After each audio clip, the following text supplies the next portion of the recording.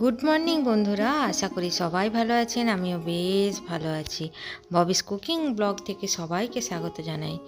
এখন বাজে সকাল 6টা। এখন থেকে আমি আমার ব্লগটা শুরু করছি। সকালে এসেই রান্নাঘরে লিকার চা বসিয়ে দিলাম। চায়ের মধ্যে একটু আদা দিলাম, আর অল্প একটু চা পাতা দিলাম, আর 2 কাপ চা বানিয়ে নিচ্ছি। প্রথমে 1 কাপ খাবো আর 1 কাপ রাখা থাকে আমার। অল্প চিনি দিলাম। সকালে চাটাতে আমি বেশি চিনি দিই না। চাটা ঢাকা দিয়ে রেখে এসে চলে এলাম ব্যালকনিতে আমার এই বেলি ফুলগুলো ফুটেছে, 3-4টা বেলি ফুল ফুটেছে। মানে বেলি গাছটা আমি একদমই কেটে দিয়েছিলাম। আর এই যে হলুদ জবা, যেটা আমি ছোট্ট জবাটা এনেছিলাম, প্রচুর কড়ি এসছে। আমি এত খুশি হয়েছি যে, আর এই যে দুধে আলতা কালারের জবাটা, 2টো ডাল ভেঙে মানে দুদিকে উঠেছে, আর 2টো ডালে অসংখ্য কুড়ি এসেছে। আমি তো ভাবতেই পারছি না যে এই জবাগুলো এত কুড়ি আসে। আর এই গাছটা পাতাগুলো কুঁকড়ে গেছিলো শীতে, এখন বেশ তাজা তাজা হয়েছে। যে কটা গাছ রেখেছি সে কটা গাছই খুব সুন্দর হয়েছে। আর এই যে বেলি ফুলগুলো বেশ বড় বড় হয়েছে, কারণ অল্প গাছ, ছোট গাছটা, তার মধ্যে আমি অনেকটা মাটি দিয়েছি। চলে এলাম দুপুরের রান্নাতে আজকে ভাবছি বেসন বড়া দিয়ে একটু সজনে ডাঁটা আলু বেগুনের তরকারি করব। আর সঙ্গে আর কি কি করছি চলুন তাহলে দেখে নিই। তো বেসনটা আমি একটু মৌরি, একটু কালো জিরে, একটু লঙ্কার গুঁড়ো, আর নুন, হলুদ আর একটু খাবার সোডা দিয়ে বেশ ভালোভাবে মেখে নিয়েছি। আর খুব অল্প তেলে এটা দিয়ে দিয়েছি, কারণ জানি কড়াইয়ে লেগে যাবে, কিন্তু অল্প তেলেই দিয়েছি, কারণ সবজিটা রান্না করতেও অনেকটা তেল চাই ভাজতে। তো ওই জন্য বড়াগুলো একটু কম তেলেই ভেজে নিচ্ছি। ওই যে বলেছিলাম কড়াইয়ে অল্প লেগে যাবে, সে লেগেই গেছে। একটু ছাড়িয়ে নিচ্ছি, বেশ একটু ভালোভাবে ভেজে নেব। আর এই বেসন বড়া দিয়ে তরকারি খেতে আমার খুব ভালো লাগে। নিরামিষ দিনে এই বেসন বড়ার ঝোল, আর এখন তো সজনে ডাঁটা তো পাওয়াই যাচ্ছে। সজনে ডাঁটা আমি এই কচি কচি সজনে ডাঁটা, যখন ছেলে এসেছিল এই কচি কচি সজনে ডাঁটাগুলো এনেছিল, সেগুলো রাখা ছিল, সেইগুলো দিয়ে আলু বেগুন দিয়ে আর এই বেসন বড়া দিয়ে একটু ঝোল করে নিলাম। আর এনেছে মূলো শাক, কচি কচি মূলো শাকগুলো, ভাবছি যে মূলো শাকগুলো একটু ভেজে নেব।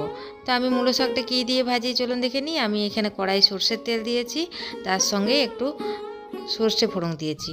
আর এই মূলো শাকটা আমি নিরামিষ ভাজবো, তার মধ্যে আমি একটু চিনি দিয়ে দেবো, আর নুন, আর একটু হলুদ, আর শুকনো লঙ্কা।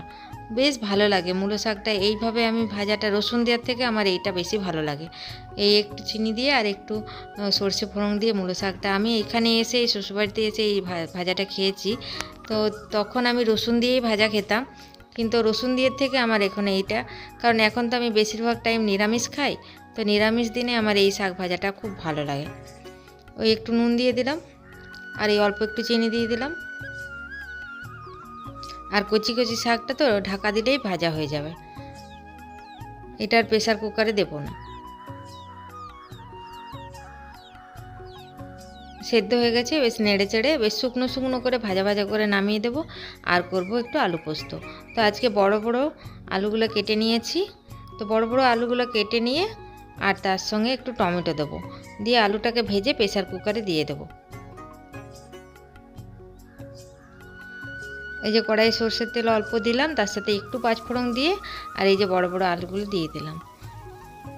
নিরামিষ দিনে একটু পোস্ত থাকলে বেশ ভালো লাগে খেতে।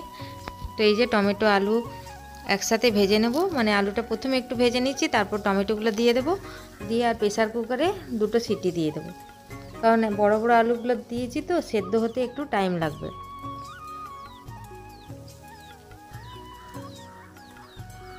আমি আবার আলুটা সেদ্ধ করে পোস্ত দিয়ে খেতে বেশি ভালোবাসি, কিন্তু যেহেতু এটা এখানে রান্না করছি, শ্বশুরবাড়িতে একটু ভেজে পরে ওরা খেতে ভালোবাসে।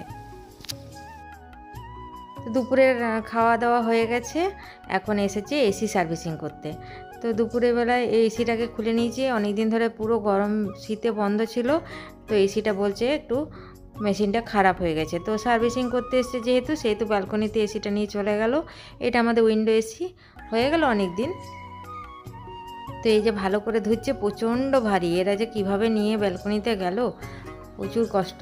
তো যাই হোক, তো এরা ভালো করে ওরা মেশিনে, মানে ওই যে জল বালতি ভরে আর এই মেশিন দিয়ে এসিটাকে ধুয়ে নিল বেশ ভালো করে, প্রচুর নোংরা বেরোলো, কারণ আমাদের এখানে খুব ডাস্ট পড়ে। এই যে আবার ভরে দিচ্ছে এসিটাকে, আর মেশিনটাকে খুলে রেখে দিল, ওটা সারিয়ে নিয়ে এসে আবার লাগানো হবে।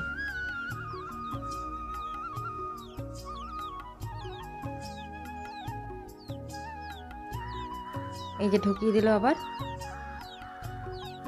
আর সন্ধ্যাবেলায় হাজব্যান্ড মশাই এসেছে, দিয়ে বলছে কি যে অল্প আজকে আর চা খাবো না। তো আমি বললাম যে একটু ম্যাগি আছে, তাহলে ম্যাগিটা বানিয়ে দিই। তো এই যে ম্যাগিটা বানিয়ে দিচ্ছি, দিয়ে দেব। তো আর ভিডিওটা বেশি বড় করব না, আমার এই ছোট্ট ভিডিও যদি একটুও ভালো লাগে তো একটা লাইক দিয়ে দেবেন প্লিজ, কমেন্ট করতে ভুলবেন না।